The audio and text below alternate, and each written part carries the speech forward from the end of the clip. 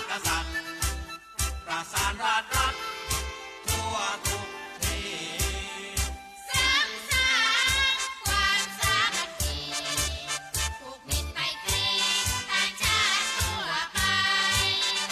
งานศิลปะและวัฒนธรรมเผยแพร่ประจำน้อมนำชาวไทยความรักชาติความมั่นคงภายในประชาสนใจได้ฟังรายการจากสวท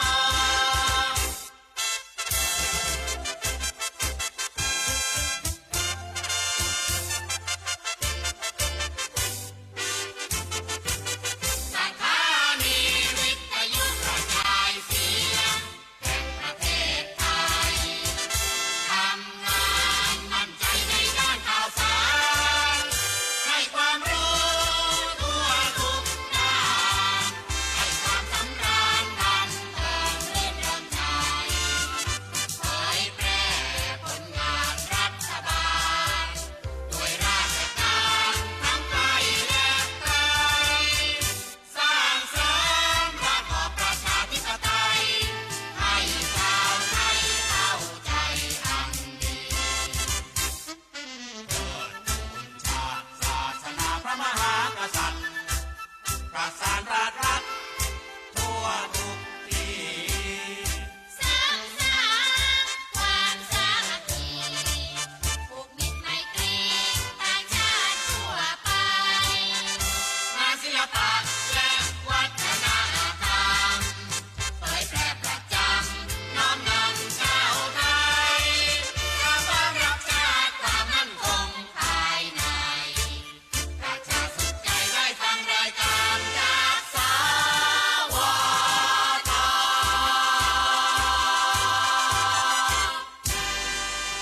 อรุณสวัสดิ์ค่ะท่านผู้ฟังที่นี่สถานีวิทยุกระจายเสียงแห่งประเทศไทยจังหวัดลำปางสถานีเพื่อบริการข้อมูลข่าวสารหน่วยงานภาครัฐและท้องถิ่นที่เชื่อถือได้ถูกต้องรวดเร็วพร้อมพัฒนาคุณภาพชีวิตประชาชนชาวลำปางให้ดีขึ้นอย่างยั่งยืน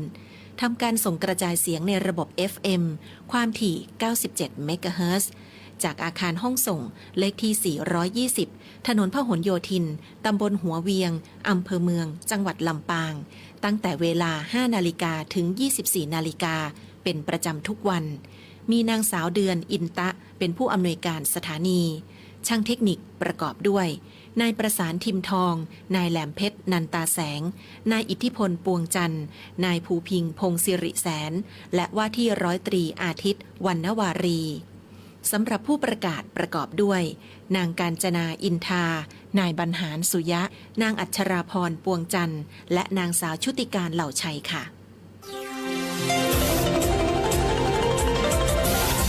วิทยุแห่งประเทศไทยให้ความรู้คู่ความสุข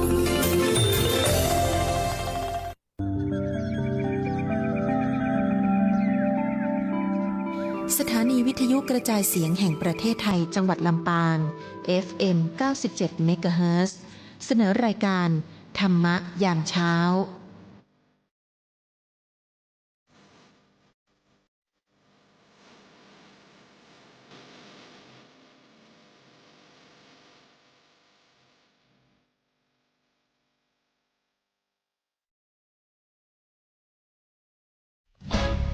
ปานาติปาตาเวรมณีอทินนาทานาเวรมณี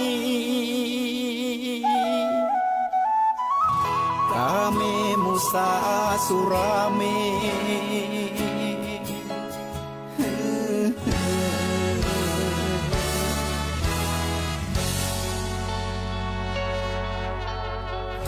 ศีลคือข้อห้ามธรรมคือข้อให้พุทธองค์ตรัสไว้ชี้ทางใจให้ภาคเพียรเบญจศีลเบญจธรรมท่องจำสมัยเราเป็นนักเรียนธรรมะไม่เคยแปรเปลี่ยนแต่เรายังจำได้ไหม มาทวงคำมันหมู่บ้านศีลห้าถือเป็นพันธะชาวพุทธทุกคนทั่วไทยสำนักพุทธขับเคลื่อนธรรมจุดเทียนสว่างที่กลางหัวใจสังคมจะร่มเย็นได้ศีลธรรมในใจต้องมีเบญจศีลว่ายังไงไหนลองท่องมา ข้อหนึ่งห้ามฆ่าสัตว์ข้อสองห้ามลักทรัพย์ข้อสามห้ามประพฤติผิดในกามข้อสี่ห้ามพูดเท็จข้อห้าห้ามดื่มสุรา แล้วเบนจะทำทั้งห้าว่าอย่างไรไหนบอกชัดๆอีกที ข้อหนึ่งเมตตากรุณาข้อสองสัมมาอาชีพข้อสามกามสังวรข้อสี่ต้องมีสัจจะข้อห้าสติสัมปชัญญะ ศีลห้าข้อทำห้าข้อทำใจทำได้สักข้อหรือยังมีศีลสุขล้ำมีธรรมสุขใจวอนพี่น้องไทยช่วยกันใส่ใจจริงจังยุคสมัยสื่อออนไลน์ทั้งโทษโจมตีใจเราทุกทางมีศีลมีธรรมเคียงข้างชีวิตพบทางสุขใจ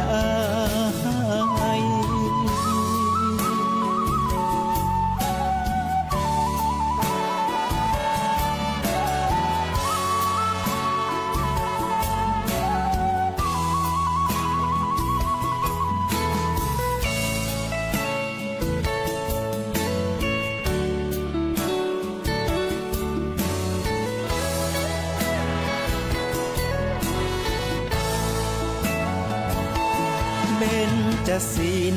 ว่ายังไงไหนลองท่องมา ข้อหนึ่งห้ามฆ่าสัตว์ข้อสองห้ามลักทรัพย์ข้อสามห้ามประพฤติผิดในกามข้อสี่ห้ามพูดเท็จข้อห้าห้ามดื่มสุรา แล้วเบญจะทำทั้งห้าว่าอย่างไรไหนบอกชัดๆอีกที ข้อหนึ่งเมตตากรุณาข้อสองสัมมาอาชีพข้อสามกามสังวรข้อสี่ต้องมีสัจจะข้อห้าสติสัมปชัญญะ ศีลห้าข้อทำห้าข้อทำใจทำได้สักข้อหรือยัง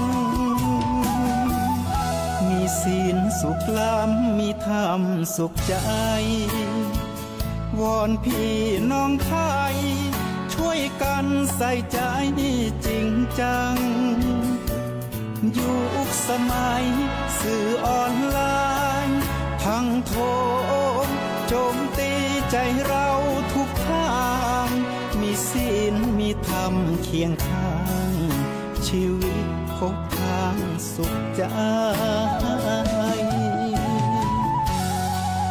มีศีลมีธรรมเคียงข้างชีวิตสมปรารถนา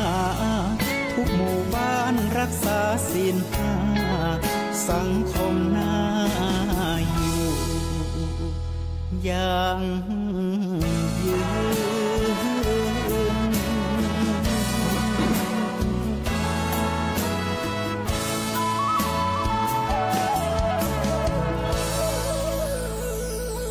พุทโธพุทธังธัมมังสังฆะกราบคารวะองค์พระสัทธาติรัตนะพระศาสนาอันเป็นมคาตถาคตเจ้า เตดไว้เป็นตางฮือเตียวต่องเต้าเข้าสู่นิพพานจันฟ้าสร้างสมผลบุญอย่าได้ตุนจ้าหีบเห่งไว้หน้าฟังธรรม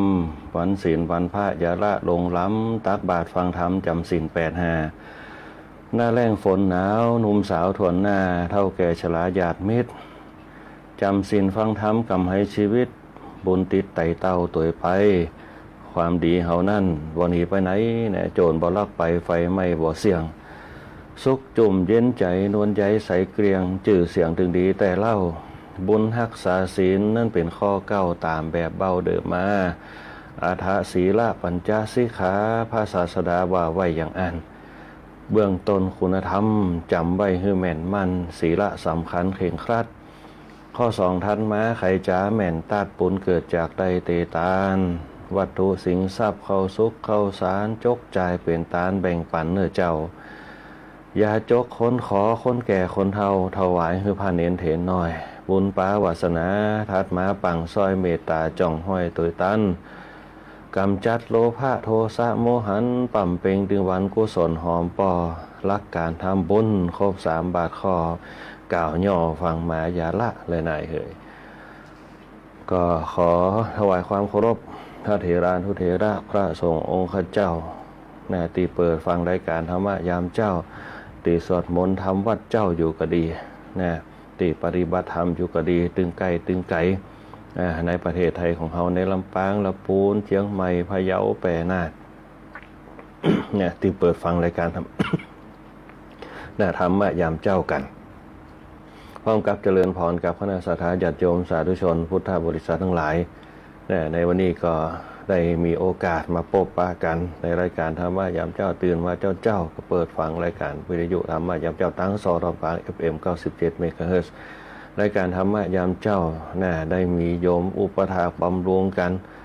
บอกว่าจะเป็นเวลาออกอากาศโดยการนำของผู้อำนวยการสถานีสวทลำปางคุณเดือนอินตะขอหน้าฝ่ายรายการคุณเชิญจนาอินทาดีเจสะพานบุญทุกคนทุกท่านบอกว่าจะเป็นดีเจก้อยอัชราพรป้องจันดีเจแอลชุติการเราใช่คนบรรหารสุริยะเป็นต้นดีแน่ๆสำคัญที่สุดก็คือฝ่ายช่างเขาโดยเฉพาะนี่เขาได้หัวหน้าประสานทีมท้องควบคุมภาพควบคุมเสียง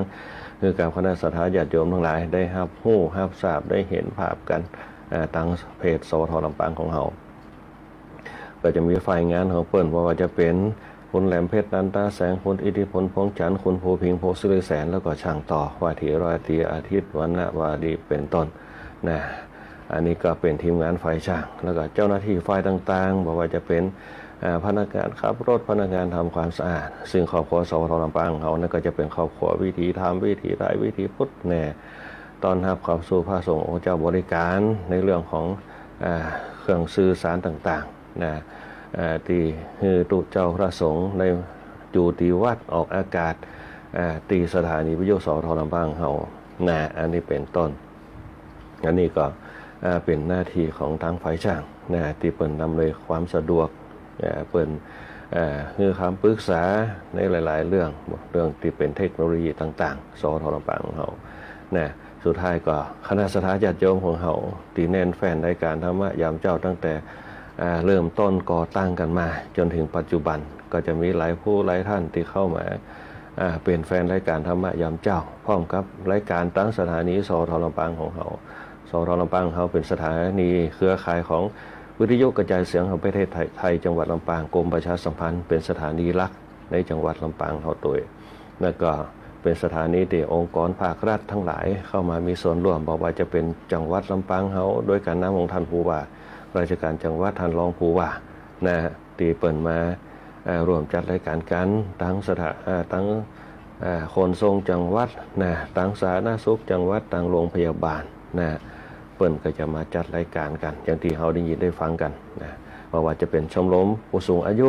ก็จะมีหลายผู้หลายท่านดีเจทุกคนท่านมารวมจัดคือข้อมูลคือความรู้กันในช่วงนี้ก็จะเป็นช่วงน้ำท่วมน้ำท่วมหลายตีหลายแห่งสุดท้ายนี้ก็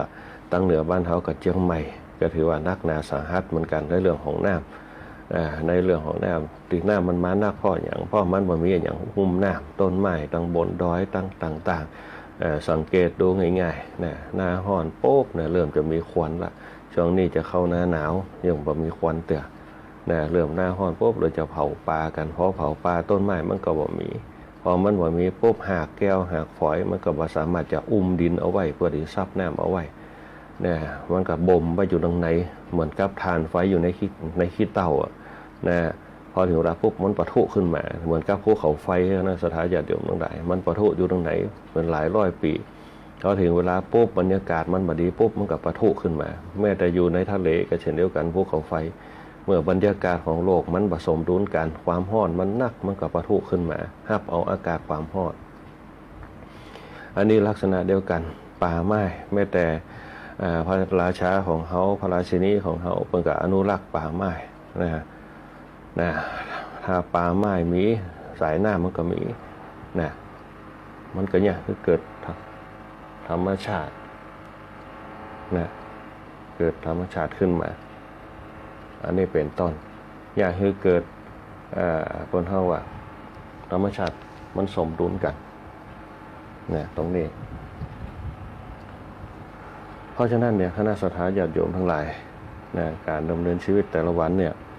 เราจะต้องใจธรรมะนะคนเฮาใจธรรมะในการดำเนินชีวิตกันเพื่อที่จะให้สิ่งที่มันเป็นอาหารจิตอาหารใจให้กับตัวหมู่เฮาทั้งหลายนะวันนี้ก็จะได้นำเอาเนื้อหาสาระธรรมต่างๆมาองค์มาจากันโดยเฉพาะหัวข้อธรรมติดต่อจากอาทิตย์ที่แล้วนะที่เราได้อูกันไปในวันนี้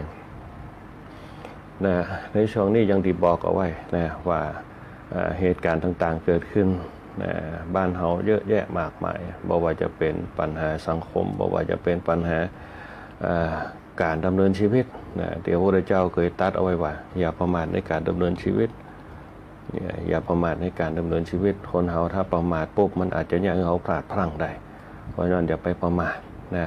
เห็นอย่างที่มันผิดปกติปุ๊บตั้งสติเอาไว้ก่อนนะคนที่มีธรรมะตีปืนบอกว่าอยู่รอดได้ก็เพราะว่ามีสติท่านคณะสัตยาญาติโยมบางผู้บางท่านคงจะได้คงจะได้ยินข่าวนะเคยได้ยินข่าวกันมาโลกแตกนะที่เขาเคยได้ยินกันมาโลกแตกในที่นี้คือนะโลกของมันมีอายุของมันกี่ล้านกี่พันปีนี่เขาบอกโหมันเป็นวัตถุแข็งนะเปิ้นเฮาว่ารูปนามนะมันเป็นของมันเป็นวัตถุนะแตกนี่มันบ่แตกมันอาจจะดับเป็นก้อนหินไปเนี่ยเหมือนดาวเคราะห์ดวงหนึ่งแต่โลกในที่นี้ก็คือโลกคือหมู่สัตว์แตกจากอย่างแตกจากวิถีชีวิตแตกจากจิตใจในการดำเนินชีวิตอย่างที่เขาเห็นขึ้นทุกวันเนี่ยเพราะอย่างพ่อเขาห่างเหินจากศีลธรรมเนี่ยเพราะห่างเหินจากศีลธรรมเขาห่างเหินจากคำสอนจากพ่อแม่คำสอนจากครูบาอาจารย์คำสอนจากกฎหมายบ้านเมืองคำสอนจากศาสนานะมันก็เลยเนี่ยคนเขาเนี่ยคิดเองทำเองพูดเองโดยตัวของตัวเองเนี่ยบางครั้งคิดเองทำเองพูดเองด้วยตัวเองมันอาจจะขาดการยับยั้งชั่งใจอย่างที่เขาเคยได้ยินมาว่าขาดสตินะประมาทเลินเลยหลงสติอย่างต่างๆเขาจะมาหลงที่สติกันหมดนะขาดสติหลงสตินะหลงลืมตัวนะพลาดพลั้งไปเนี่ยคือประมาทนะสุดท้ายเขามาตกที่สติหมดเพราะอย่างเขาถึงบัดตั้งสติคือตอนแรกเนี่ยเขาลองย้อนยุคไปถึงในยุคตะก่อนยุคเก่าๆที่เขามีกับเข้ากับปลาตามธรรมชาติเขาอยู่แบบธรรมชาตินะค่าเงินบาทกับปัจจัยแข็งเหมือนกับในยุคปัจจุบันค่าเงินบาทกับเป็นเงินสลึง50ที่ใจกันนี่อย่างเขาพัฒนาถึงขึ้นมาเป็นบาทเป็น100 บาทเดินทุกไปนะทุกวันไปเนี่ยบาทเดียวนี่เงิน100แทบจะบ่มีคุณค่าเงินปันจะบ่มีคุณค่านะเริ่มจะจ่ายเงินหมื่นเงินแสนเงินล้านอย่างที่เขาเห็นข่าวกันนะจ่ายเงินเป็น10ล้านเป็น100 ล้านเนี่ยการดำเนินชีวิตแต่ละวันคนที่มีเงินก็ถือว่าเป็นคนที่มีเป็นผู้ทรงเกียรติในยุคปัจจุบันเขาไปตีราคาตรงนั้นในความเป็นอยู่ในภพปัจจุบันแต่เขาไม่ได้คิดถึงความเป็นภพหน้าภูมิหน้าที่เขาจะอยู่อย่างมีความสุขเนี่ยต่างกันตรงกันข้ามคนบางคนเขาเนี่ยบางครั้งเป็นอยู่อย่างแบบธรรมชาติเป็นมีความสุขเหมือนกับต่างวันออกเขามีความสุขตื่นเจ้ามาปุ๊บนึ่งข้าวเป่าไฟไปให้ไปส่วนเนี่ยคนท้องแก่เขาเนี่ย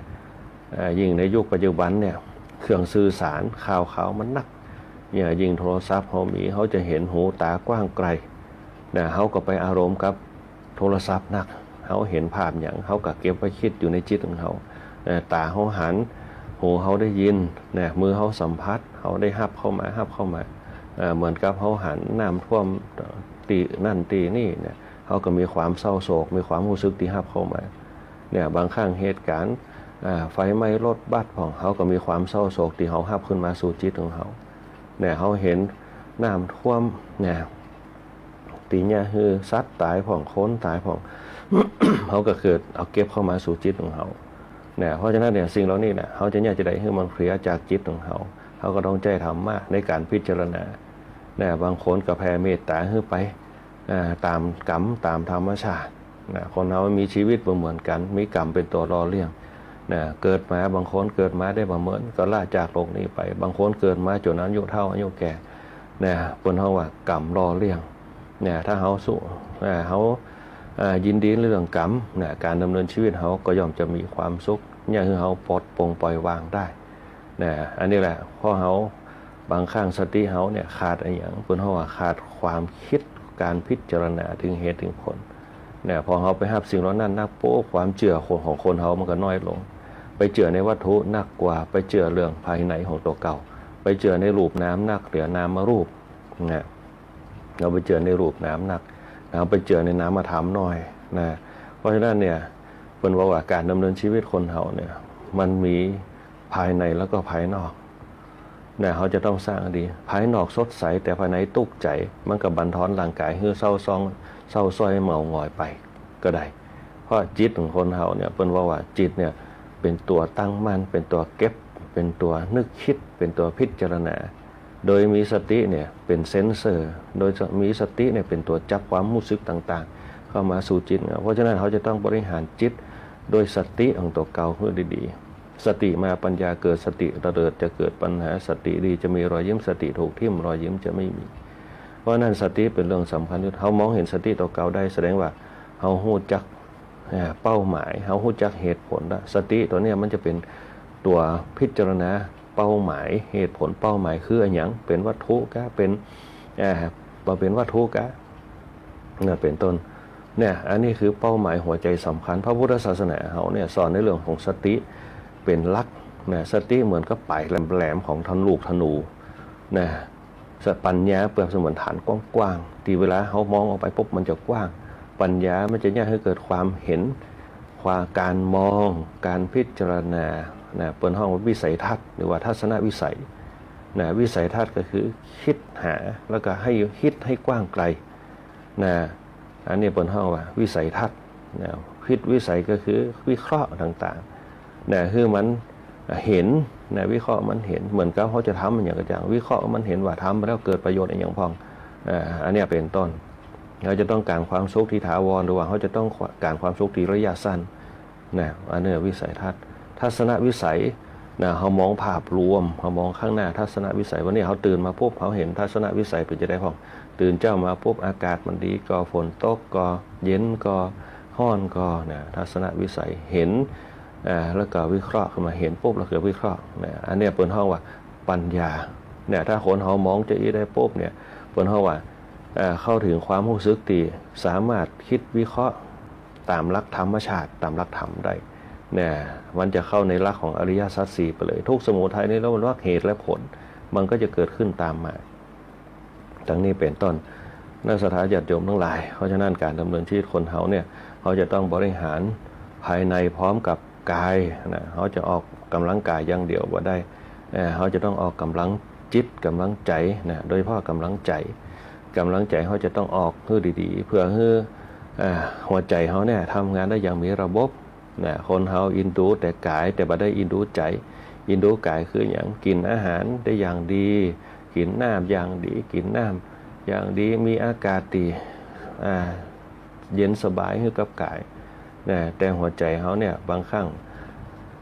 เขาก็ฮือไปพอเหมือนกันอย่างอากาศเขาก็ฮือแต่ว่าเขาฮือไปน้อยมากหัวใจเขาเนี่ยอากาศเนี่ยสำคัญน้ำนี่เขาเติมได้แน่นอนเขาน้ำเนี่ยมันจะกินไปแล้วก็ไปหล่อเลี้ยงก็คือเป็นเลือดเนี่ยเป็นวัตถุเนี่ยเขามองหัวใจเขาถ้าเขาอยากทิ้งหัวใจเขาดีแล้วจิตเขาดีไปพร้อมกันจิตเนี่ยเหมือนคน เปิ้นเฮาว่าเหมือนหัวเทียนนะหัวใจนี่เหมือนคนขับนะแล้วก็รถเนี่ยเปรียบเสมือนกายนะเป็นบอดี้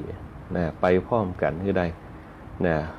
มีคนขับที่ดีแต่หัวเทียนบ่ดีเครื่องยนต์บ่ดีมันก็ไปบ่ได้นะมันก็ไปยุดคัดๆนะแต่ถ้าคนขับดีนะเครื่องยนต์ดีแต่ตัวถังมันบ่ดีไฟเลี้ยวบ่ดีไฟหน้าบ่ดีนะมันก็ไปบ่ได้มันจะต้องเช็คให้ละเอียดโดยเฉพาะใจสติของเขาเนี่ยสติตรงนี้เพิ่นว่าเป็นธรรมะที่มีอุปการะต่อการดำเนินชีวิตของเขาสติสัมปชัญญะสติความระลึกได้สัมปชัญญะความรู้ตัวนะทำมีอุปการะมาก2อย่าง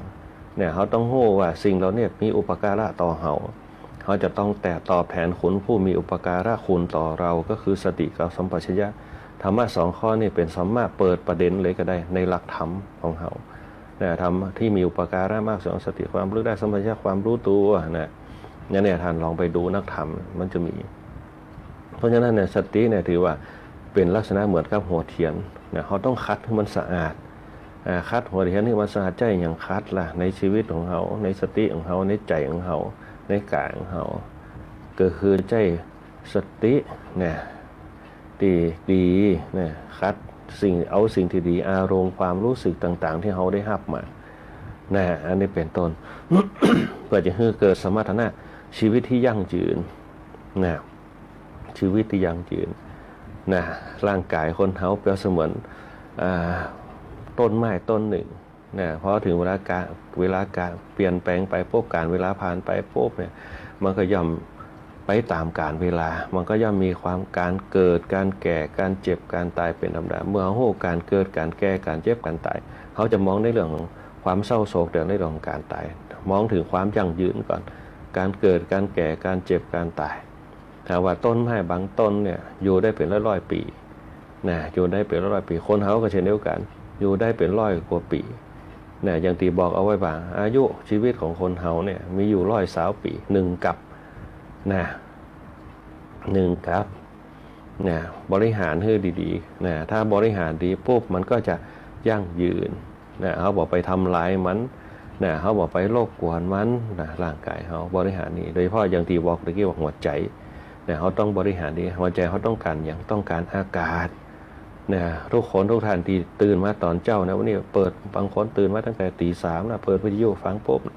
อย่างน้อยคือเขาบริหารหัวใจของเขาได้ละ นะ เปิดห้องว่าสูดอากาศที่บริสุทธิ์นะอย่างที่คนเฒ่าแก่ว่าตื่นก่อนได้กินพักยอดเก้าตื่นเจ้าได้กินพักยอดปลายตื่นขวายได้กินพักยอดเก้านะตื่นเจ้าได้กินพักยอดปลายคือได้กินยอดของมันจะมีอย่างอยู่ก็มีน้ำที่เป็นบริสุทธิ์นะเปิดห้องเวลาเขาสังเกตเวลาใบไม้เวลาเขาไปซ่อพักนะพักตั้งตาบ้านเขาในจ่องเจ้า เราจะเห็นยอดของมันจะมีหยดน้ำอยู่ตั้งปลายหันหรือว่ามีไอ้น้ำตรงนั้นแหละถือว่าเป็นน้ำดีๆที่สุดติดกันกองมาจากหากเปิ่นมาถึงลำต้นของเปิ่นแล้วก็มีหยดน้ำขึ้นมาพอแดดมาส่องปุ๊บหยดน้ำนั่นก็เปิ่นห้องว่าโดนดูดซึมลงไปกลับขึ้นไปใหม่มันเหมือนกับหากเปิ่นอยู่ในดินปลายเปิ่นอยู่ยอดน้ำมันอยู่ตั้งยอดดึกๆมาเนี่ยมันเปิ่นจะดูดน้ำขึ้นมาโดยหับไอเย็นตั้งนอกมันก็เป็นหยดน้ำมาเหมือนกับตู้เย็นเขาเนี่ยมันจะมีหยดน้ำอยู่พอถึงเวลาแดดร้อนตั้งนอกโป๊บความร้อนมันหากเปิ่นก็ดึงลงกลับไปพอดินมันแห้งก็ดึงลงไปเนี่ยดึงลงไปเมื่อคืนมาก็ดึงขึ้นมาแหมเนี่ยแม่วันมาก็ดึงลงไปแหมดึงขึ้นมาดึงลงไปอันนี้เป็นห้องว่าดีท็อกร่างกายดีท็อกเป็นห้องว่าการดีท็อกการถ่ายเทเนี่ยของน้ำเนี่ยการถ่ายเทในการไหลเวียนเนี่ยเหมือนกับเลือดเขาก็เช่นเดียวกันเนี่ยถ้าเขาบริหารให้ดีเนี่ยบางคนกินน้ำเข้าไปกับบริหารเลือดได้ดีแต่ถ้าเขาบริหารภายในให้ดีมันคล่องแคล่วก็คือมันมีปัญหา บนห้องว่าใจออกซิเจนของลมเนี่ยลมหายใจเขานั่นแหละกันเข้าไปในจากหูดังเข้าไปในหัวจะเข้าไปในปอดในหัวใจพวกเป็นออกซิเจนเข้าไปบริหารเส้นประสาทส่วนต่างๆเอาไว้ผสมผสานกับการกินการอย่างต่างๆมันก็อย่างที่ชื่นเบิกบานเนี่ยเปิ้นฝึกอย่างพระพุทธเจ้าเปิ้นก็สอนเอาใจลมปราณ อานาปานาสติลมหายใจเข้าลมหายใจออกดึงเข้าไปปุ๊บเนี่ยดึงเข้าไปเขาขั้นแรกก็ดึงเข้าไปก่อนสูดเข้าไปปุ๊บเอาลงไปที่ไหนก่อนผ่านปอดผ่านหัวใจผ่านกระเพาะผ่านลำไส้เล็กลำไส้ใหญ่ขึ้นมาเนี่ยครับขึ้นมาลงปานบางคนฝึกจนคล่องแคล่วว่องไวจนชัดเจนนะปุ๊บเนี่ยมันก็เนี่ยคือเกิดสมาธิขึ้นมาในการฝึกเหมือนเขากับทำงานจนชินเนี่ยเขาทำงานจนชินแล้วปุ๊บมันก็ถนัดเกิดความถนัดจับนั่นใส่นี่จับนี่ใส่นั่นป๊อปแป๊บป๊อปแป๊บค่ะได้เวลาจากแต่ก่อนเคยทำเป็น20 นาทีเหลือเป็น10 นาทีขึ้นมาเนี่ยระบบหายใจเขาเช่นเดียวถ้าเขาทำเป็นกิจจลักษณะปุ๊บเนี่ยทำเป็นกิจวัตรปุ๊บมันก็จะคล่องพอคล่องปุ๊บมันก็ยังเกิดความชำนาญเนี่ยพอมันชำนาญปุ๊บเขาก็สามารถพักไว้ตรงไหนก็ได้เขากำหนดตรงไหนก็ได้อย่างเช่นเขาเจ็บเขาปวดตรงไหนอย่างเช่นเขาเจ็บกระเพาะเขาเอาจิตเขาไปกำหนดที่กระเพาะถามว่าทำได้ก็เนี่ยคนเขามันว่ามีความเชื่อมันก็เกิดว่าทำอะไรแต่ถ้าคนเขามีความเชื่อเนี่ยลมปราณเนี่ยถ้าเขาฝึกดีๆปุ๊บเขาไปกำหนดติดหลังกระเพาะนะกำหนดอย่างความเจ็บความปวด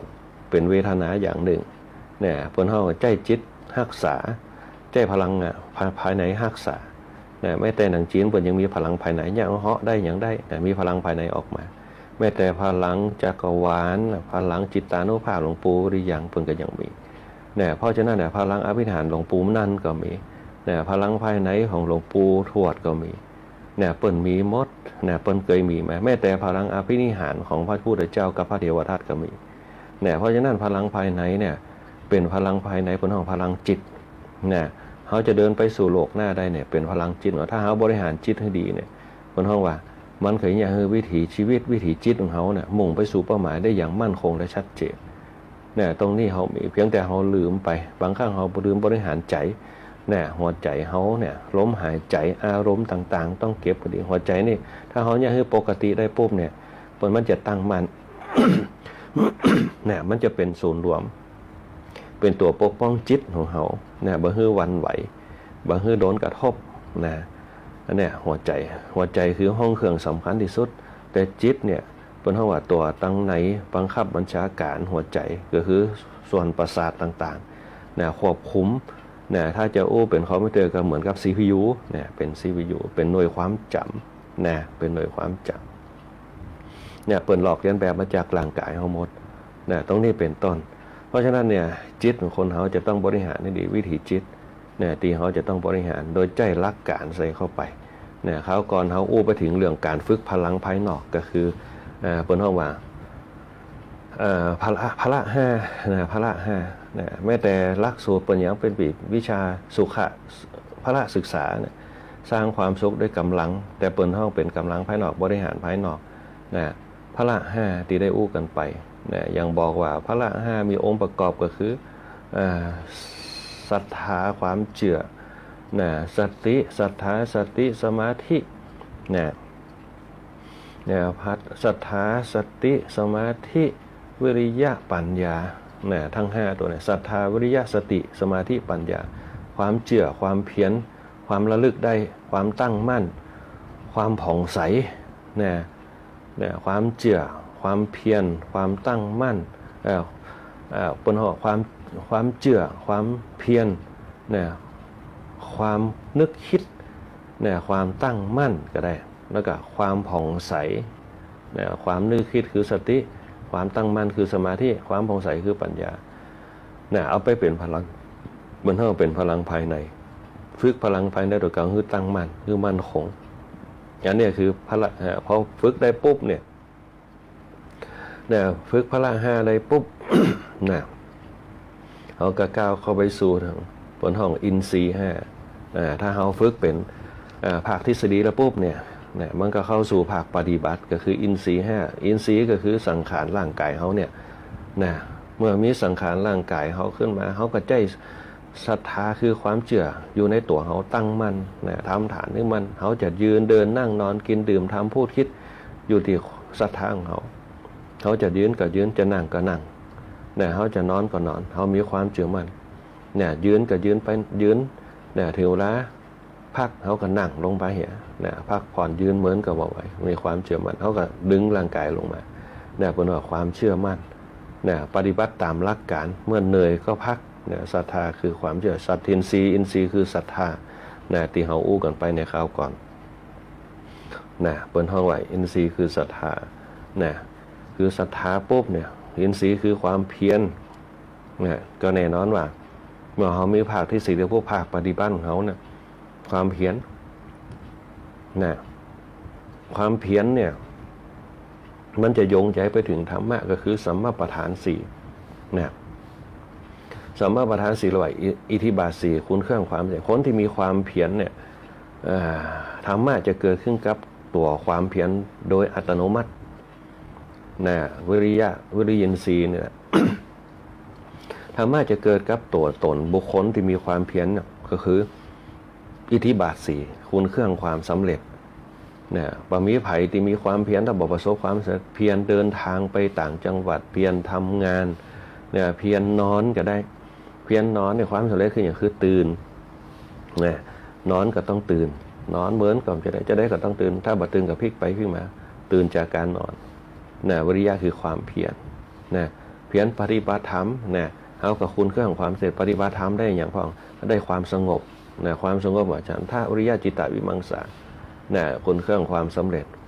นะความเพียรทุกอย่างย่อมมีเป้าประสงค์ย่อมมีเป้าหมายหมดทุกอย่างเพียงแต่ว่าเขาจะกำหนดผู้ใดก่อ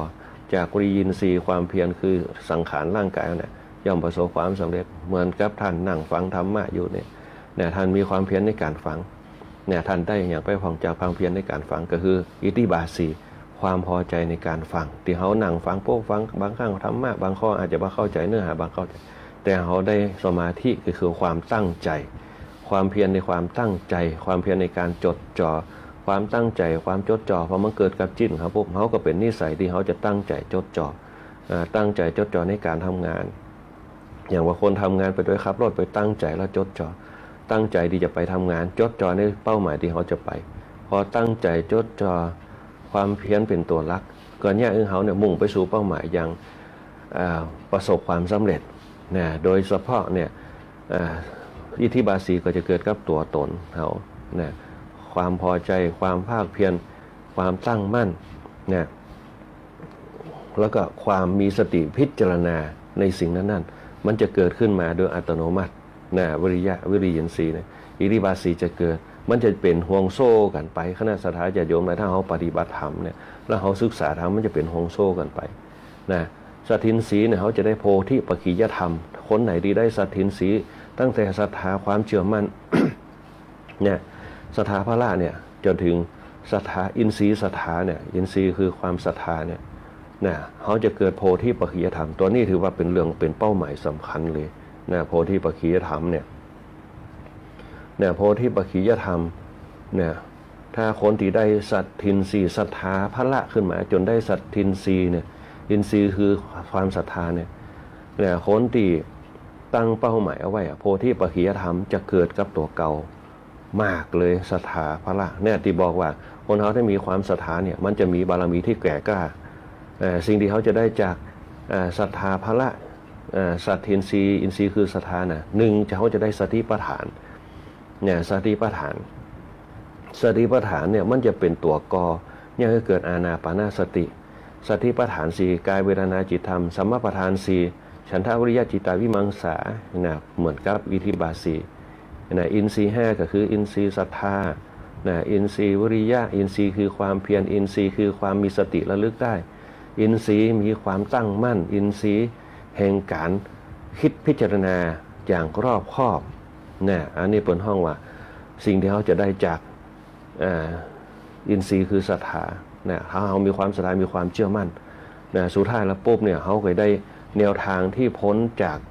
ความปัญหาต่างๆเรียกว่าแนวทางการป้นแทงความตุกก็ได้ถ้าอู้ถึงว่าเป้าหมายสูงสุด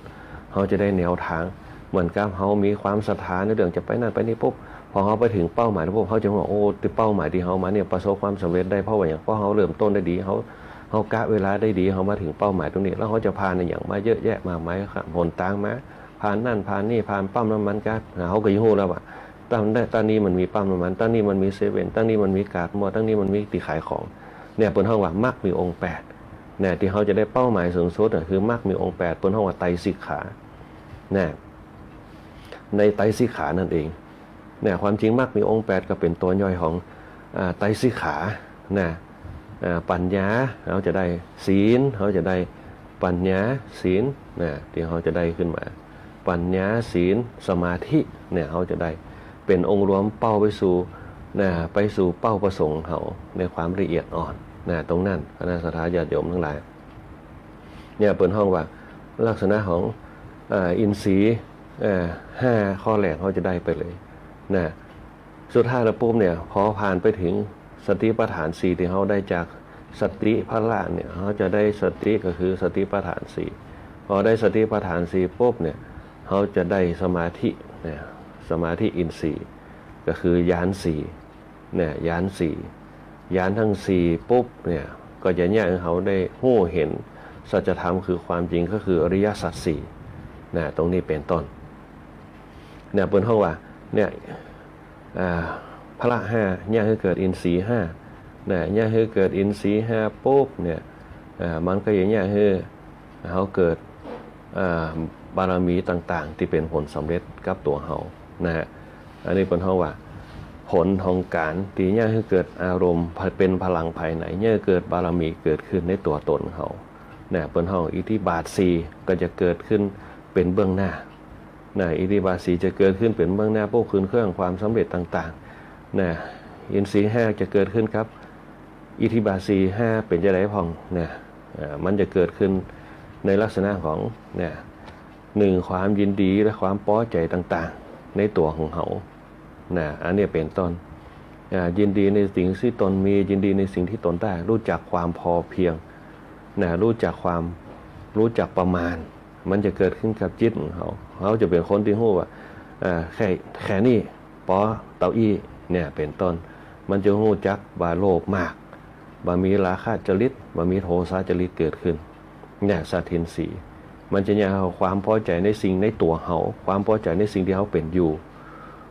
มันจะเกิดขึ้นมาทันทีเขายินดีในขณะที่เขาทำอย่างเช่นเขาจะทำอย่างเขายินดีในขณะเนี้ยเขาบ่ต้องแตกสานไปที่อื่น อย่างเช่นเขามีพื้นฐานในการทำตรงเนี้ยเขาบ่ต้องแตกสานไปที่อื่นทำในหน้าที่ของตัวเก่าให้มันชัดเจนให้มันแน่นอนปุ๊บให้มันช่ำชองให้มันยอดเยี่ยมหลังจากนั้นก็ซอกหาสิ่งที่มันเสริมเข้ามาเพื่อให้มันยอดเยี่ยมขึ้นไปแหมเปิดห้องว่าฉันทะคือความยินดีคือความพอใจ คนเฒ่าแก่เขาในยุคก่อนๆก็จะเป็นที่เตือนทำจนยอดเยี่ยมนั่นแหละเป็นถึงประสบความสำเร็จจากเรื่องเล็กๆทำให้มันสำเร็จทำให้มันสำเร็จจนถึงเรื่องใหญ่ๆทำให้มันความสำเร็จสุดท้ายทำเรื่อง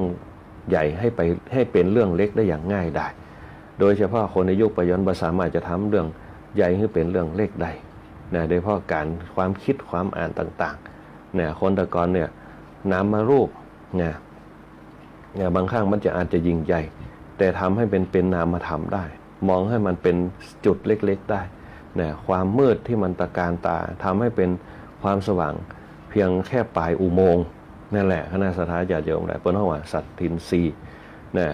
สัตทินรีเขามีความศรัทธามีความเชื่อมั่นบอกว่าจะทำอะไรอย่างก็ตามมันจะเกิดความภาคภูมิใจแม้แต่เขานั่งอยู่บ่ได้ฟังธรรมะไปปุ๊บเขาเกิดอารมณ์แห่งการปฏิบัติอารมณ์แห่งการปฏิบัติคือตั้งสติเป็นสติปัฏฐานอารมณ์สติปัฏฐานอารมณ์กายเวทนาจิตธรรมมันก็ยังเขาปล่อยวางเบาบางลงไปสติปัฏฐาน4ให้เป็นอารมณ์คือกายก็รู้จักคำว่ากายกายานุปัสสนาพิจารณากายของตัวเราในที่สุดปุ๊บเขาก็พิจารณากายของตัวเขา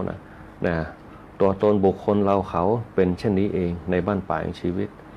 เลยคนเขาในยุคสมัยบักเก่าเปิ่นหู้จักโปร่งในสังขาร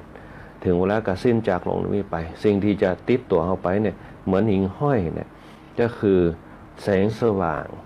แห่งบารมีแสงสว่างบารมีที่มาจากอย่างที่มาจากปิติมาจากอย่างจะมาจากกุศลมาจากอย่างมาจากผลบุญที่เราได้ทำผลบุญที่เราได้กระทำคืออย่างอัตถจริยาบำเพ็ญประโยชน์สร้างประโยชน์ให้กับตนเองเป็นห้องว่าสร้างความศรัทธาเขาจึงประสบความสำเร็จที่อยู่ด้วยกันโดยเฉพาะชาวพุทธเขาอันนี้เป็นห้องอินทรีย์คือสถามันจะเป็นห่วงโซ่กันสถาญาติโยมหลายอันที่สองคือวิริยินทรีย์อินทรีย์คือความเพียรบะมีไผ่ตีเพียรแล้วปุ๊บบ่ประสบความสำเร็จการเข็นคกขึ้นภูเขามันถึงจะยากแต่ถ้ามีความเพียรปุ๊บก็สามารถ ไปตามเป้าหมายที่เราต้องการได้ด้วยความเพียรวิริยนะทุกขามเจติคนจะล่วงทุกข์ได้ด้วยความเพียรนะตรงนี้เป็นต้นเพราะนั้นเราต้องมีความเชื่อในสิ่งที่เราทำพลังภายในมันมีอยู่แล้วพลังจักรวาลพลังบนห้องว่าพลังสะอาดง่ายๆพลังสะอาดมันมีอยู่แล้วเราจะต้องสร้างพลังสะอาดคืออยู่กับจิตของเราคือใดนะเขาเอาพลังตรงเนี้ยมาใจกับตั้งนอกนักเหมดพลังสะอาดโลกสะอาดอย่างต่างๆสะอาดสว่างสงบนะสะสางเนี่ยอย่างตีว่านะ5 สอนะเขามาใจกันหมดเปิดกระดึงมาจากธรรมะนี่แหละนะเขาจะอาศัยความเพียรตรงนี้แหละนะความเพียรเนี่ยสะสางคือมันคือใดนะคนจะล่วงทุกข์ได้ด้วยความเพียรนะเขาต้องสะสางอย่างคือใดต้องมีความตั้งมั่นเพียรพยายามเนี่ยคนที่มีความเพียรปุ๊บเนี่ยมันจะมีเป้าหมายและจุดประสงค์แล้วก็มีประสบการณ์ในการดำเนินชีวิตคนเขาที่มีความเพียรเนี่ยการเขียนโค้งขึ้นภูเขามันอาจจะยากแต่ว่าพอเขียนขึ้นไปปุ๊บเนี่ยเขาก็สามารถทำได้อย่างหนึ่งเขาเคยเรียกว่าระยะที่เขาเขียนขึ้นมาเนี่ยมันตุกยากลำบากจะใดแต่ถ้าเขามีความพยายามมันถึงจะยากนะแต่มันก็ประสบความสำเร็จนะก็เป็นเรื่องง่ายเนี่ยเหมือนกับคนเขาเดินทางไกลเหมือนกับขึ้นบางคนขึ้นภูเขาเอเวอเรสต์นะปีนขึ้นไปได้ต้องฝ่าฟันอุปสรรคอย่างเยอะแยะมากมายแต่พอขึ้นไปได้ปุ๊บเนี่ยเขาก็ขึ้นหนึ่งในนั่นนะเหมือนกับเขาทำงานแปลงบ้านของเขาถามว่าถ้าคนขยันเนี่ยการเข็นคกขึ้นภูเขามันยากกว่ายากแต่ถ้าทำได้ปุ๊บเนี่ยคนเอาแก่เขาบรรณาเชื่อเนี่ยบางท่านแปลงบ้านด้วยตัวเองนะแปลงบ้านด้วยตัวเองด้วยความคิดของตัวเองรอเสาด้วยตนเองแปลงคือมุ้งกระเบื้องด้วยตนเองเนี่ยสร้างบ้านด้วยมือตัวเก่าตีเปิ้นบ้านเขาเป็นห้องวัดศาลาเนี่ยในสมัยก่อนบ่มีวิศวะเนี่ยบ่มีอย่างต่างๆวิศวกรรมวิศวกรบ่มีเนี่ยอันเนี้ยบ้านเขาเป็นคิดกันเนี่ยในการแปลงต่างๆเนี่ยเห็นพอปุ๊บเนี่ยแม่มูเปิ้นห้องว่ามีทัศนวิสัยมีฮวงจุ้ยอย่างตัวเนี่ยเปิ้นทำกันเปิ้นจะต้องแปลงนั่นแปลงนี่ขึ้นเสานอเนี่ยเปิ้นจะมีองค์ประกอบกันทั้งภายนอกแล้วก็ภายในก็เอาอาจารย์มาเนี่ยปกเสานอกันขึ้นมาเจิญเจ้าตีเจ้าตางขึ้นมาเนี่ยเจิญเจ้าบ้านเจ้าเหียนขึ้นมาประจำที่อยู่อาศัยเนี่ยการแปลงบ้านแปลงจ้องต่างๆเนี่ยขอมันแคล้วขาดปลอดภัยสิ่งต่างๆเขาบ่สามารถจะรู้ได้เพราะว่าเป็นปรากฏการณ์แห่งธรรมชาติเนี่ยการดำเนินชีวิตมนุษย์คนเฮาทั้งหลายเนี่ยก่อนจะมีศาสนาเนี่ยเขามีปรากฏการณ์มีความเชื่อแห่งปรากฏการณ์แห่งธรรมชาติเพราะฉะนั้นเนี่ยความเชื่อจึงเป็นที่จ้างที่เปิ่งของเขาเนี่ยแต่ถ้าเขาเชื่อในหลักเปิ้นฮ้องว่าหลักแห่งภายในเนี่ยธรรมชาติภายในเป็นหลักแห่งธรรมชาตินะนั้นเคยย่างเขาอยู่กู้กับสิ่งเหล่านี้ได้โดยที่บ่ประมาทนะมันเป็นเรื่องที่มันอาจจะมองไปเห็นมันอาจจะเป็นสิ่งที่ตอบโต้กับเขาบ่ได้ แต่เป็นสิ่งที่เนี่ยเขาจิตเขาละเอียดอ่อนบ่ประมาท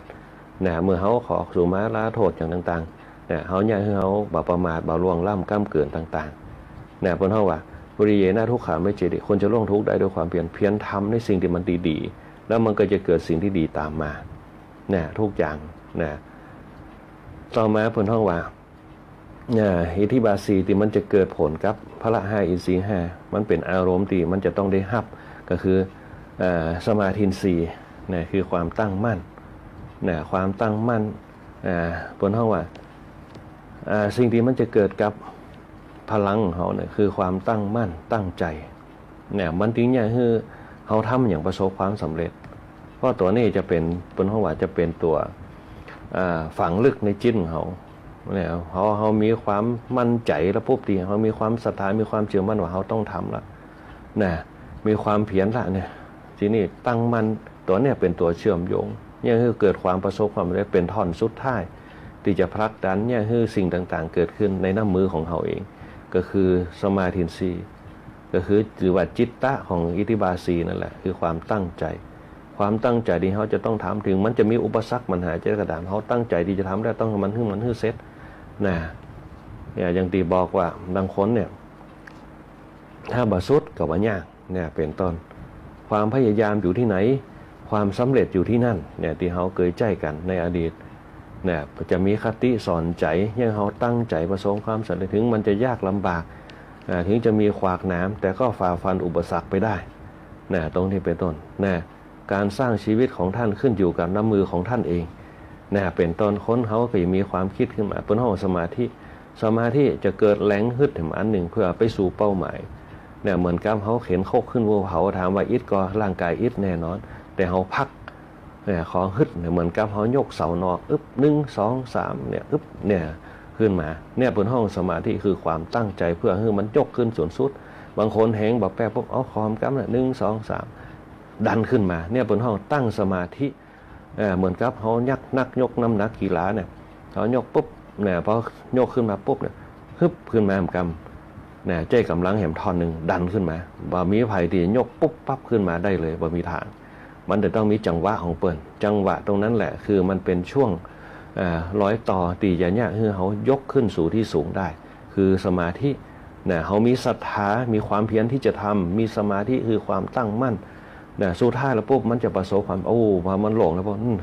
ถ้านี่แหละเขาเป็นคนยกขึ้นมาเขาเป็นคนปกขึ้นมาเขาเป็นคนทำขึ้นมาเหมือนกับคณะศรัทธาญาติโยมทั้งหลายทำกิจกรรมการงานอย่างต่างๆเนี่ยนะทำงานเพื่ออย่างทำงานเพื่อได้เงินมาเลี้ยงชีพ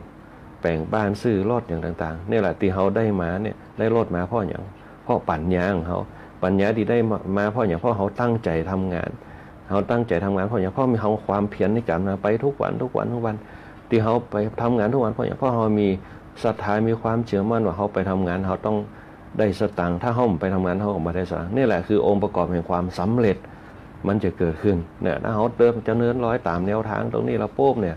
มันจะอย่างทุกคนประสบความสำเร็จบอกว่าจะเป็นละอ่อนเนี่ยในการห้ามการเฮียนเนี่ยถ้ามีพลังในการทำงานเนี่ยเช่นเขาไปทำงานเขาไปห้ามไปเฮียนเนี่ยเขาก็เกิดความสำเร็จไปขั้นหนึ่งละเนี่ยบวกกับร่างกายสังขารเขาไปทำทุกวันจนติดเป็นนิสัยบางคนไปโรงเรียนปุ๊บชอบโรงเรียนไปโรงเรียนไปมหาลัยไปเรียนจนในที่สุดปุ๊บชอบในการเรียนก็ศึกษาความรู้ต่างๆเพื่อเกิดประโยชน์กับตัวเก่าเอามาพลิกแพลงเอามาใจในการดำเนินชีวิตเขานั่นแหละอินทรีย์เขาก็ได้หับสิ่งเหล่านั้นเป็นพละกำลังเพื่อจะเอาไปใจงานในวันข้างหน้าเนี่ยสุดท้ายแล้วปุ๊บเนี่ยสิ่งเหล่านี้มันก็จะเกิดผลแห่งความสำเร็จกับเขาเนี่ยเมื่อเขาตั้งใจทำตามขั้นตอนเนี่ยมีศรัทธามีความเพียรมีความตั้งมั่นนะมีความผ่องใสมีความคิดพิจารณาต่างๆมันก็ย่อมเกิดเป้าหมายที่เขาไปใช้งานได้ถูกต้องเหมือนกับคนบางคนที่บนเรียนจบมาปุ๊บเนี่ยเปิดทำงานได้อย่างมีคุณภาพพัฒนาองค์กรพัฒนาประเทศชาติพัฒนาบ้านเมืองเขาได้อย่างเปิดห้องวันได้อย่างชัดเจนนี่แหละคือโครงสร้างตีเนี่ยให้เขาพัฒนาชีวิตให้เกิดพลังในการดำเนินชีวิตตามเป้าหมายเขาแล้วทีนี้เนี่ยหลังจากนั้นปุ๊บเนี่ยเขาจะทำอย่างปุ๊บมันก็เกิดความคล่องแคล่วเนี่ยโครงสร้างทั้ง3อย่างเนี่ยคณะศรัทธาญาติโยมเป็นโครงสร้างพลังภายในเพื่อฝึกจิตเพื่อฝึกใจเพื่อฝึกกายเขาให้มีสมรรถนะที่แข็งแกร่งเนี่ยจนเกิดความสำเร็จขึ้นมาโดยเฉพาะอันสุดท้ายเนี่ยเป็นผลเนี่ยเกิดความสำเร็จก็คือความพอใจความเพียรความตั้งมั่นความเอาใจใส่พิจารณาไข้ครวญมันจะเกิดมาจากสติของเขาที่เขาทำขึ้นมาตั้งแต่แรกนะอันนี้ก็คือบนห้องว่าหลักการเนี่ยหลักการในการปฏิบัติทีนี้เขาเกิดพลังภายในขับเคลื่อนนะก็คิดว่าในหลักทั้ง3อย่างเนี่ยมันจะเนี่ยคือชีวิตของเขาเนี่ยพัฒนาขึ้นไปเนี่ยว่าจะเป็นภายนอกแล้วก็ภายในนะภายนอกนี่มันมีปัญหาถ้าเขานำเอามาใจเป็นแนวทางแต่ภายในเนี่ยเขาจะต้องนำเอามาอย่างเช่นเขาฝึกจิตของตัวเก่าเนี่ยฝึกจิตเนี่ยคือมีความเชื่อมั่นนะถ้าเขามีความเชื่อมั่นปุ๊บมันจะดึงจิตได้ง่ายเบาบอกแวกเบาวันไหวเนี่ยเพราะความเชื่อความศรัทธาสุดท้ายพวกเขายินดีในสิ่งที่ทำเขาบ่ต้องไปกังวลเขาบ่ต้องไประเวงเหตุผลในการคิดสิ่งที่มันเป็นปัจจัยภายนอกจะนั่นจะนี่พอเขาได้ขึ้นมาปุ๊บเนี่ยพอเขาความพอใจมันเกิดมันจะเนี่ยคืออารมณ์ของเขาเนี่ยอยู่กับตัวเก่าได้เราพอใจในสิ่งที่เขาทำอย่างเช่นเขานั่งสมาธิกะเนี่ยเขาปฏิบัติธรรมเขายืนเขาเดินเขานั่งเขานอนนั่งสมาธิกะเดินจงกรมกะเนี่ยศรัทธามันเกิดปุ๊บเนี่ยมันจะเนี่ยเกิดความแกล้วกล้าความเชื่อมั่นเนี่ยและความยินดีที่เราจะทำมันจะเกิดอารมณ์ความรู้สึกบนหัวรัมมติยารมณ์เกิดขึ้นมาอารมณ์ที่น่าใคร่อารมณ์ที่น่าพิจารณาอารมณ์ที่น่า เปิ้นว่าปรารถนานะอารมณ์ที่น่าปรารถนามันจะเกิดขึ้นมามันอย่างนี้คือพฤติกรรมที่เขาทำน่ะประสบความสำเร็จในข้อการนั่งสมาธิการเดินจงกรมการเปิ้นว่าการยืนจงกรมการเดินจงกรมทุกอย่างมันก็จะเกิดผลกับตัวเขาแล้วก็ประสบความสำเร็จ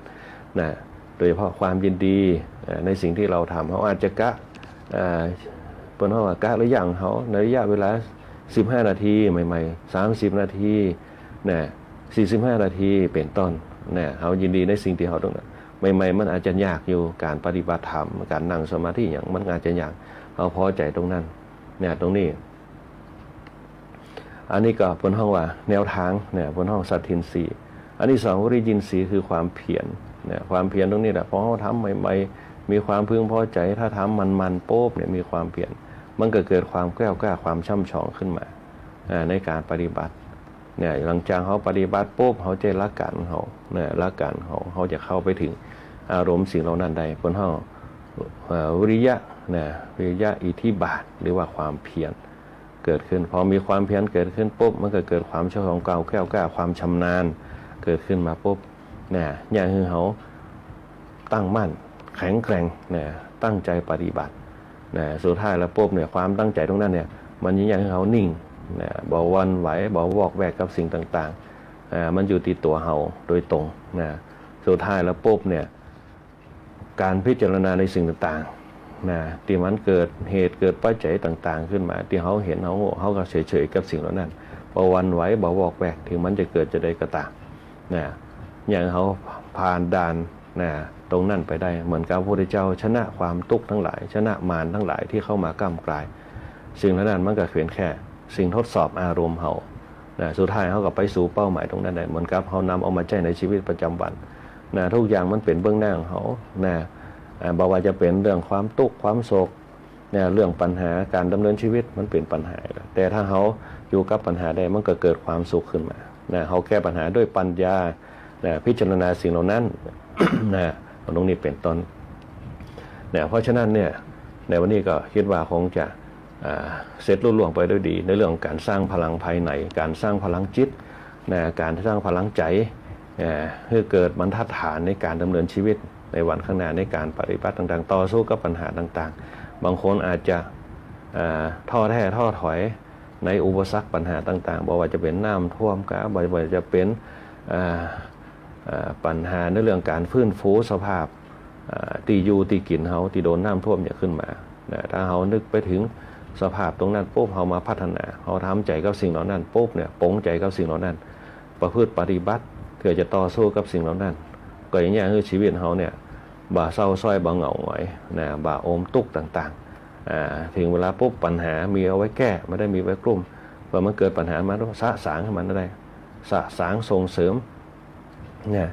อย่าไปสะสมตรงนี้เป็นต้นพัฒนาไปเพื่อให้เกิดประโยชน์ในวันข้างหน้าชีวิตเรายังมีประโยชน์อีกนักคณะสัตยาญาติโยมทั้งหลายสามารถนำเอาไปพัฒนาสร้างประโยชน์ได้เยอะแยะมากมาย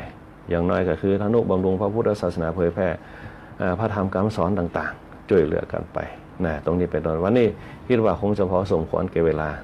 ในรายการธรรมะยามเจ้าธรรมะที่ได้อู้ไปก็คือเป็นการสร้างพลังทางจิตให้เขายังเกิดจิตใจที่แข็งแกร่งยังเกิดร่างกายที่แข็งแรงต่อสู้กับเหตุการณ์ต่างๆในยุคปัจจุบันได้อย่างมั่นคงและก็ถาวรก็คิดว่าคงจะพอสมควรแก่เวลาเจริญพรกับคณะสัตยาญาติโยมที่เข้ามาส่งรวมสร้างบารมีธรรมด้วยกันในช่วงตอนเจ้านี่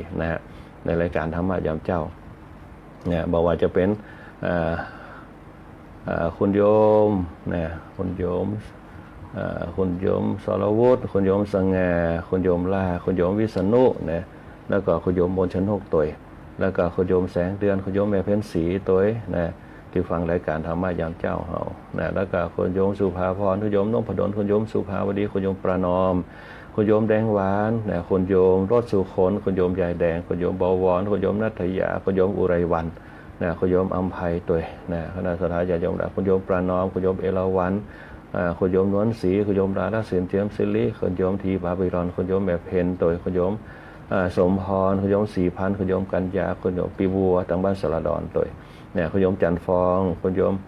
รุจิลาโดยคุณโยมธนชชาคุณโยมลักษิณานะต่างประเทศออสเตรเลียเปิดฟังรายการธรรมะยามเจ้าคุณโยมที่พาพรคุณโยมคนไกลบ้านคุณโยมแม่ฟองคำนะคุณโยมประภัยโดยนะที่ฟังรายการธรรมะยามเจ้านะก็ขอฮือตั้งก็ขาที่น้ำท่วมนะขอฮือปลอดโปร่งโล่งสบายนะปลอดโปร่งโล่งสบายนะก็ต่อไปก็ขอฮือพ้นข้อหายน้ำไปในเรื่องน้ำท่วมต่างๆนะในเรื่องน้ำท่วมตรงนี้คุณโยมจันทาคุณโยมแม่ประภัยนะคุณโยมแม่ประภัยนะคุณโยมธนัชชาตัวที่ฟังรายการธรรมะยามเจ้ามาสร้างบารมีธรรมด้วยกันคุณโยมศรีวิไลคุณโยมเรไลคุณโยมประภัยคุณโยมอุษาคุณโยมตวงพรคุณโยมบัวคำคุณโยมฟองขำคุณโยมยงยุทธคุณโยมอุไรวันคุณโยมบุญเที่ยงคุณโยมแม่ที่วาวันคุณโยมกันไกลบ้านคุณโยมแม่ที่พาพรตัวคุณโยมสุชาดาคุณโยมมานพคุณโยมวิษณุนะคุณโยมปัญญโชตนะปัญญโชตนะคุณโยมธนชชาคุณโยมทีบาบิดอนคุณโยมเอราวัณคุณโยมปานอมคุณโยมธนชชาคุณโยมนะองค์อ่านบะอองนะอ้นกาดนะจำมาได้ขอสุมาอภัยตัวนะคุณโยมแดงหวานคุณโยมรสสุคนคุณโยมนพดลคุณโยมสุภาพรคุณโยมกัญญาคุณโยมสุภาพรนะคุณโยมแสงเดือนคุณโยมแบบวินิจคุณโยมมนชนกคุณโยมลาคุณโยมสง่าคุณโยมพรพิมลคุณโยมสรุปคุณโยมเพนศรีที่อยู่บ้านกัดพงพระครูพิทักษ์ปริยานพระครูวิจารณ์วรการนะธรรมครูวัดไตรมนต์ธรรมครูวันห้วยรอตัวนะป้าติ๋มลุงเลยต่างบ้านกำแพงเมืองนะคุณป้าปิ่นเพชรต่างบ้านมอนเห็นแก้วตีฟังรายการธรรมะยามเจ้าในช่วงตอนเจ้านี่นะคุณแม่สุรีต่างบ้านถงหัวจ้างคุณแม่สลวยบ้านแคทธริยาตัวเดี๋ยวฟังรายการธรรมะยามเจ้าหลายผู้หลายท่านตั้งเสริมงามตั้งโซปาบตั้งแม่ท่านะที่ฟังรายการธรรมะยามเจ้าในวันนี้ก็ขอส่วนบุญส่วนกุศล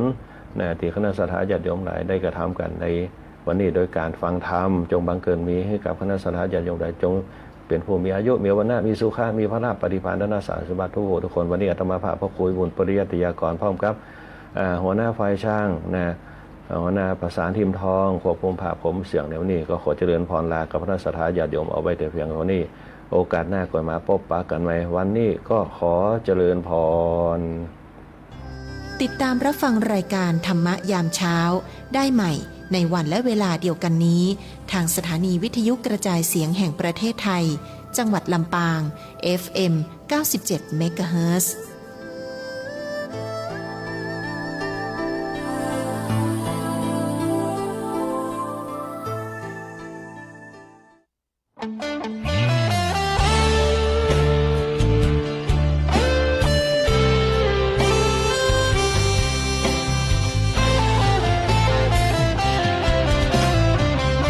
เจ้ามามือเปล่าจะเอา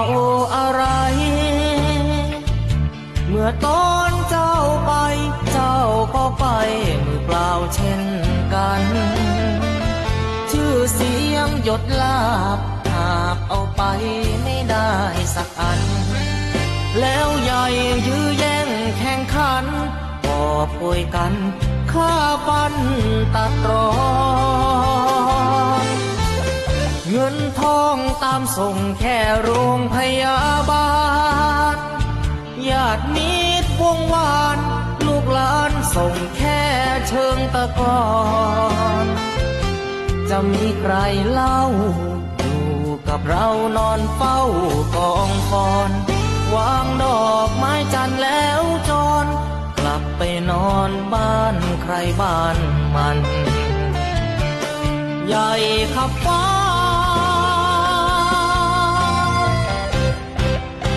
แต่ยังเล็กกว่าฟ้าลงตึกโตโอทงสุดท้ายนอนลง สถานีวิทยุกระจาย